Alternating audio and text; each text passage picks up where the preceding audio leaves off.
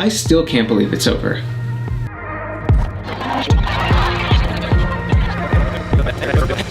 "5 days in the blink of an eye." So today is the last final day of Star Wars Celebration, and I can't even begin to explain how sad I am. I didn't know what it was going to be like coming to this thing completely alone, flying solo. I didn't know if I was going to have fun by myself. I didn't know if I was going to make friends. I didn't know if anyone would recognize me or if I'd be able to make any sort of videos, like have time to do that or anything. Hey, how's it going? Yep. I also didn't know if people would like my Ezra costume. I didn't know they were gonna look at me, judge me, be like, look at this amateur piece of... Thanks, take care. And the closer we got to the convention, the more of these negative, like nervous feelings I got until I walked in. Because as soon as I got inside, the show wasn't even open yet. Within the first 5 minutes, I was standing right here when someone shouted Ezra, and I turned around. And that person then said, "Hey, are you Star Wars IRL?" And I was like, hell yeah, I am. So any fears I had about not being recognized, not making friends, gone within 5 minutes of being here. And then I proceeded to wait in line right over here for 4 hours, and that wasn't cool. But afterwards, when we opened, I got to look at all of this.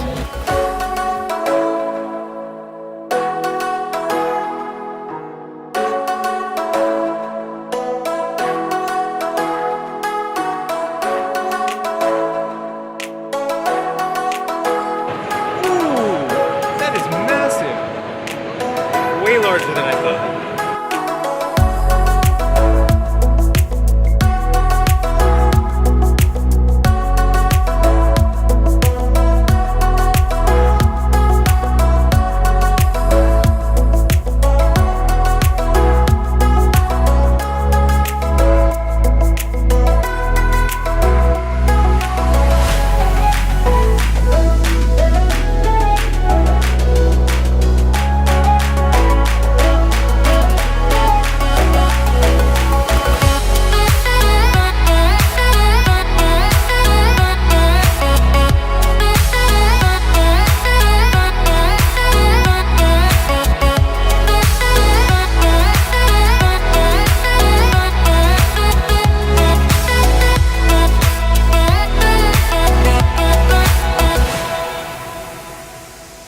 I mean, just immediately flooded with endorphins.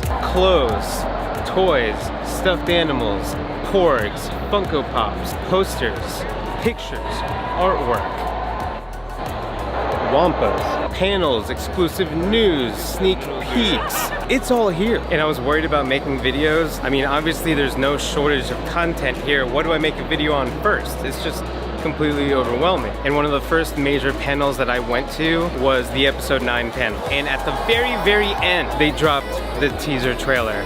And I immediately took out my phone and started recording, trying to get some sort of fan reaction. But there was a security guard right behind me yelling at people to put their phones down, because apparently you weren't supposed to do that. So I was trying to be stealthy. That's why like the video is terrible quality. I was pointing at the ceiling half of the time. I apologize, but it was the best I can. And there was an amazing fan reaction afterwards, but I didn't have my laptop. The cell service here and the Wi-Fi are just, they might as well not even exist. So how am I supposed to upload anything? Somehow I managed to do it, and that video got more views in 2 hours than my next most popular video did in like 2 months. So I wasn't too worried about the video situation anymore. There's people getting tattoos here.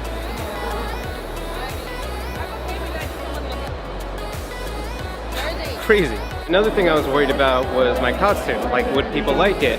Not only did I get a ton of compliments, but while walking around on the floor here, I was probably getting stopped like every 3 minutes to take a photo with someone. Like other people in costume or people not in costume, young, old, it didn't matter. Everyone wanted a photo. And for the briefest period of time, I felt like a legit celebrity, and it was awesome.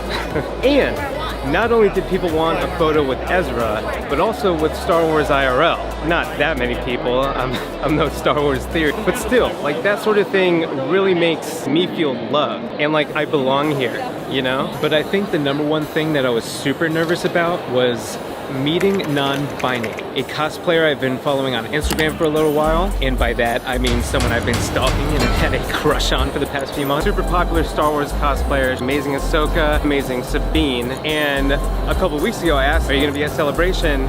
If so, do you want to do a video together? They said yes, and I was like, oh, yeah, oh no, because I remembered that I'm super not cool in real life. Like, what am I gonna do? What am I gonna say?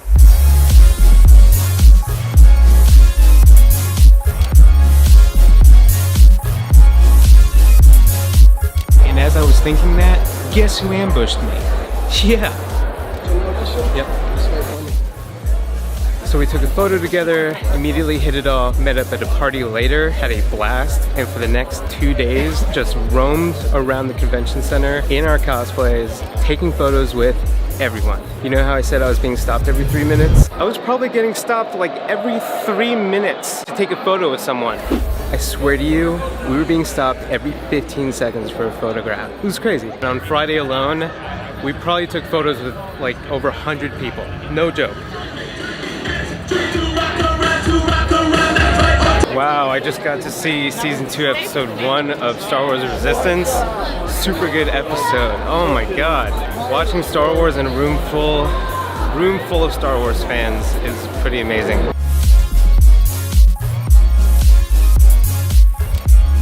And they asked me to join in on a photo op they were doing for their Sabine cosplay. And I was like, yep, of course. Photographer, different location, and somewhere out there is somewhere out in the galaxy, there is a photo of us kissing, dressed up as Ezra and Sabine. Ezra Bean. Should probably move this away from the center of the walkway. And we're not talking like a little cute kiss on the cheek. We made out in front of 2 dudes. Yep, so that happened. Oh, there was a group meetup for all the Ahsoka cosplayers, all of the Ezra cosplayers, and all of the Rebels cosplayers. And you can bet I was at all 3. And it was right here. Yep, right there. I was standing right there, dressed as Ezra. I'm heading over to an Ahsoka meetup. Everyone cosplaying as Ahsoka is just meeting up at this one location to take a massive group photo. Let's go. Okay, got a lot of fulcrums, a few epilogues, awesome clone trooper here, and we're going outside now. Ooh, the sun is bright.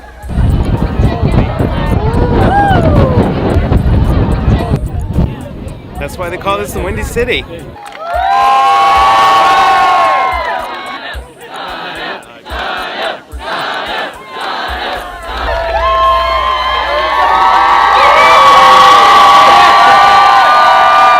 So we got Ashley Eckstein and surprise guests Amy Ratcliffe and Dave Filoni over here.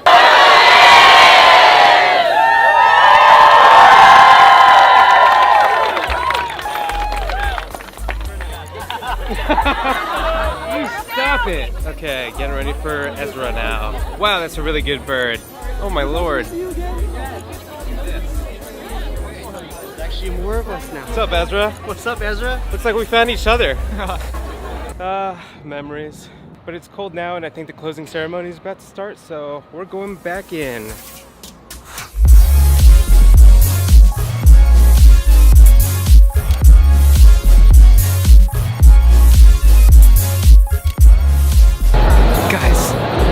Guys, Star Wars theory is right there. Look. They love Star Wars, but they don't understand why they love it so much. Okay, so that's Star Wars theory, and right over here, Star Wars explained. It's Alex and Molly. See what we got. Live show for all your brilliant programming, and of course thanks to look at the screens.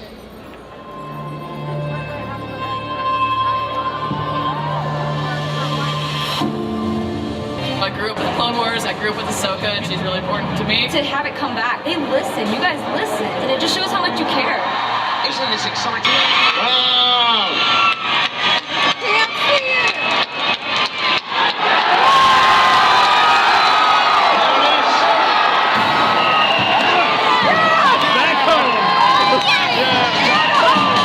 And thanks to each and every one of you. May the force be with you always. Cheers!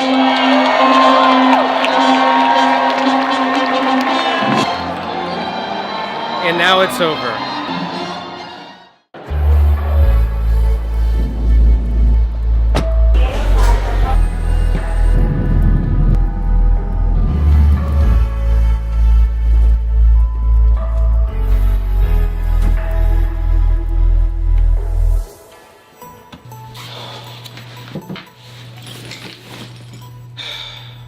I still can't believe it's over. 5 days in the blink of an eye. You know, Star Wars means so many different things to so many different people, but to me, it's about two things: belonging and hope. Star Wars Celebration hit both of those really hard for me. I met so many new people and had so many new incredible experiences. Every big announcement, for example, at a panel or otherwise, ignited so much cheer and emotion from the crowds. I still hear that whenever I think of those moments. That episode 9 panel that I was a part of, that teaser trailer they showed at the very end that I filmed the audience's live reaction of, whenever I watch that trailer again, completely by myself, I hear everyone cheering around me all over again. At all of the places in the trailer that people cheered for then. When Rey did her backflip, when Lando came on screen, when Leia hugged Rey, when we heard the Emperor laugh at the very end. Probably most of all, when they revealed the title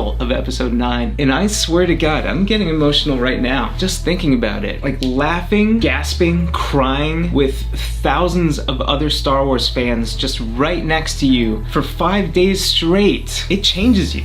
It changed me. And leaving a community like that, that just makes everyone feel like they belong with each other there, together as one. It's really hard because that's not what real life is like, at least not for me. And I got really sad when I left. I'm still sad. I feel broken. Like, I feel like I'm having a happiness hangover. That's the best way I can explain it. And on my flight home from Chicago, I remember thinking to myself, how could I possibly feel this sad after having such an amazing weekend? Why can't I just keep riding that celebration high forever? Because that's just not how the brain works, I guess. You can't be that happy all the time. One thing that Star Wars always reminds me about is that you have to learn how to deal with the highs and the lows, the light and the dark. It's about finding that balance, letting go of the past and just being present in the moment, in the now, but while also being mindful of the future, because you never know what's gonna happen next. It could be even better. Like back when A New Hope came out and everyone thought that this was just its own singular movie, when it was just called Star Wars. They released Empire a few years later and it was even better. So while it's important to be present, it's also super important to keep looking onward, forward, to keep having hope. Hope for that next new friend, that next new amazing experience, that next new celebration. Yeah. I'll see you all at Anaheim.